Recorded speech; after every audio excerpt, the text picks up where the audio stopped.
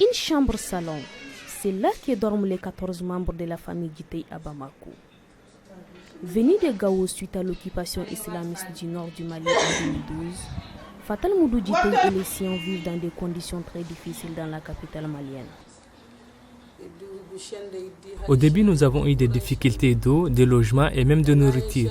Je loue cette maison à 40 000 francs le mois. Nous avons déménagé ici les mois derniers. Je dois payer ces mois et voilà que je suis paralysé.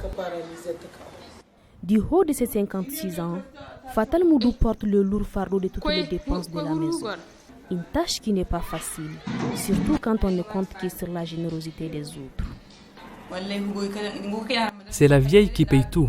Elle fait la griotte dans les cérémonies et tout ce qu'elle trouve, même si on doit rester sans manger, elle paye les loyers avec. Pourtant, depuis le début de cette crise au nord du Mali, les ONG et associations se mobilisent au nom de ces populations déplacées. Après l'identification, il y a eu une remise de dons. Toutes les femmes qui se sont déplacées du nord pour venir à Bamako, qu'elles soient violées ou non, elles ont reçu des dons et des kits scolaires pour leur enfance.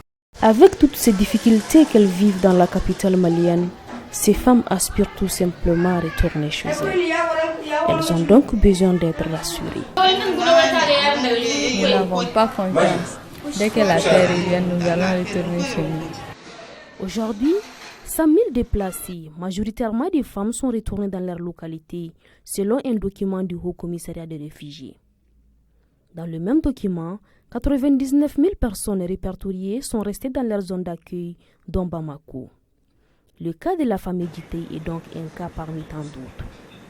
Fatal Moudou est aujourd'hui paralysé d'un côté par l'hypertension et n'a de soutien que les gens de bonne volonté pour la prise en charge de sa famille.